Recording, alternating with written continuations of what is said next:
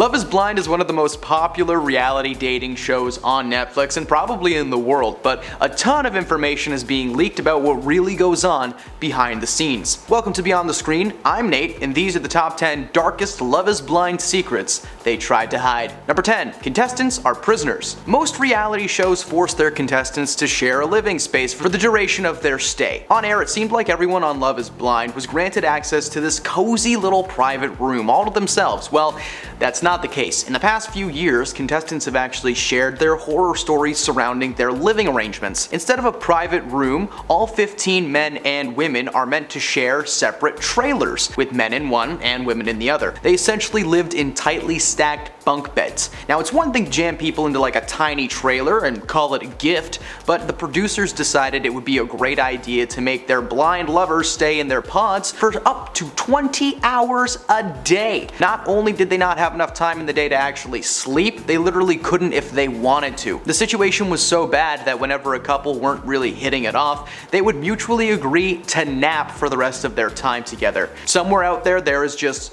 thousands of hours of footage of people just being like, hey, are you bored? Cool, I'm gonna just... That sounds like the most devastating way to be rejected on the planet. There are a ton of other reasons that the set was considered to be toxic, but we'll get into those in a sec. Number 9. 50 grand fine.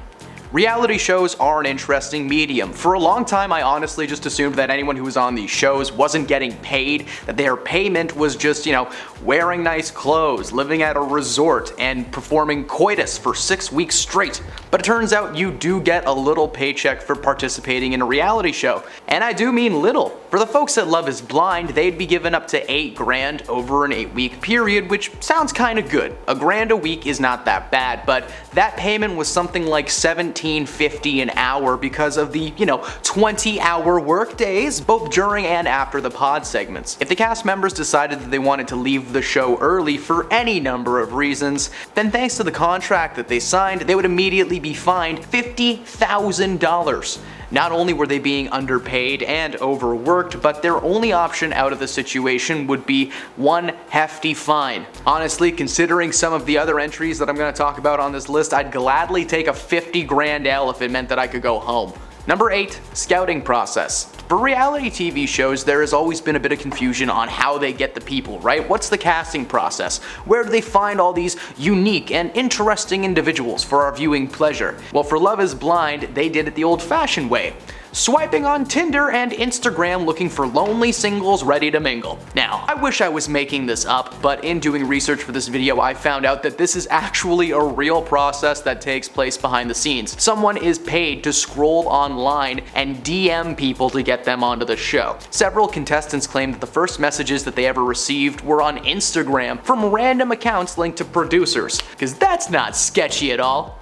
Someone wants me to be on Netflix, sign me up. Oh, I just have to send them $1,000 first. Awesome! I'm sorry, that is just the sketchiest way to get hired for a job on the planet. Now I'm sure there are sketchier things, but I have yet to experience them. Number 7, Mark. Now, who could forget this poor man from the very first season of this show? Mark and Jessica were the couple from reality TV heaven. On screen, they were a chaotic pairing, with Jessica flip-flopping her feelings for Mark over and over again. She would love him, she'd have some no-no juice, then she'd hate him, rinse and repeat. However, behind the scenes, it turned out that Jessica's outbursts may have been warranted. It was revealed after the show aired that Mark was actually seeing someone else while he was on the show, and he actually mentioned it to Jessica. She was, of course, not happy to learn that the man that she was somewhat interested in was already seeing someone else back home, which is probably what caused her to break up and get back together with him like 6 times in one season. I don't know if that's accurate, but it really felt like it is. At the end of the season, she decided to leave Mark at the altar, and he was barely fazed by it. Now we know why. At one point, Mark actually wanted to opt out of his contract, but he was actually pressured to stay in by the producers because they were getting such good content out of this guy. Number 6, the pods. The first portion of this show is dedicated to the contestants spending time in pods, space that is designed to allow all love to bloom without the need of any visual stimulus. The pod segments take up a good portion of the show, but for the contestants, they would spend spend 20 hours a day in their pods, going from room to room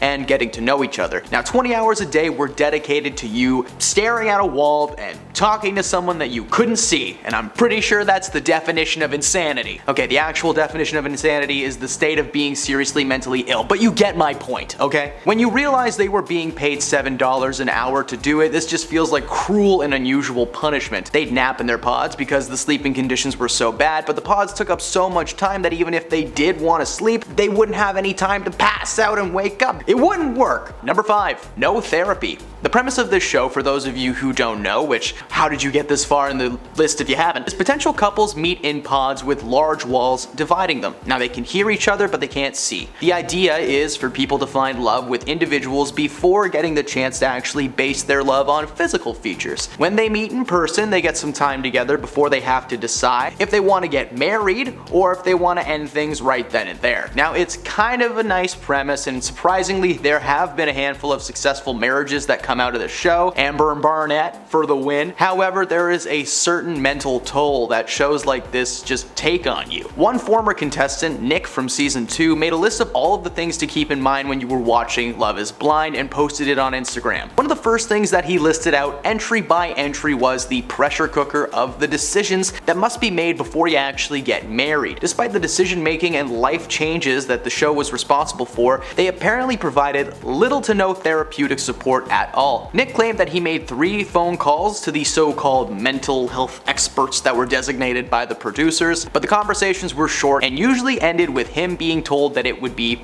taken care of. But of course it never was. For a show centered around emotional connections, the people in charge consider that to be the last thing on their minds. Number 4, be dramatic. It's no secret that some reality shows are actually scripted or self-indulgent. On shows like The Bachelor, they ask contestants to play up the drama, and occasionally someone will literally egg a person into doing something wild. For Love is Blind, they ramp the requests up to 1 million. If you are upset or angry with anyone, just do it! Go yell at them! Find the person who hurt you and just let it out. A ton of the show is edited to make situations look worse than they actually were. I know, it's shocking, eh? Mark and Jessica, for instance, were actually pretty good at communication, but the show was edited to make it look like she had a bit too much no-no juice and flip-flopped on her feelings for Mark. Now, on top of the out-of-context editing, many cast members explained that speaking to production was basically pointless. Sorry, I spit a lot just then.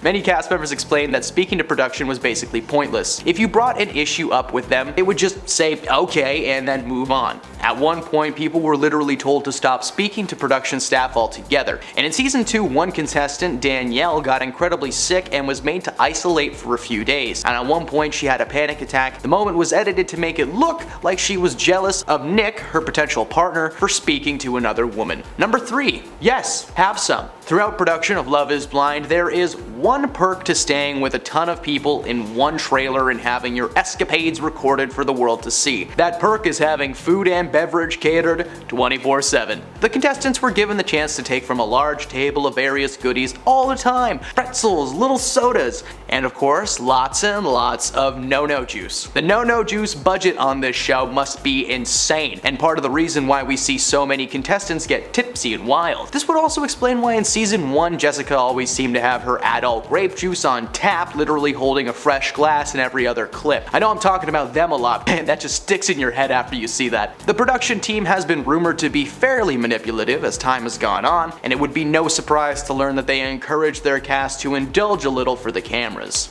Number 2, after the altar. Following the end of most reality shows, there tends to be a little reunion special. Everyone gets brought back together to go over clips, rehash old arguments, and sometimes they get to squash them too. For Love is Blind, After the Altar brings everyone together, from the people who did get engaged to those whose engagements ended in disaster. This is just another way for the show's producers to squeeze as much drama out of these people as they can. Several couples are still together from the first 4 seasons of the show. There are also a ton of horror stories in between A and B. This isn't really a secret, I just thought it'd be fun to mention that this part of the show is kinda messed up. Just a little bit. And at number 1, exploitation. Taking the top spot on our list is of course the more serious and dark secret of all. As mentioned earlier in this list, the footage taken throughout production is usually edited and taken out of context just to make the show look more interesting. Well, that might be a good idea at first, but let that sink in for a second. Someone's job is to take hours and hours of footage of people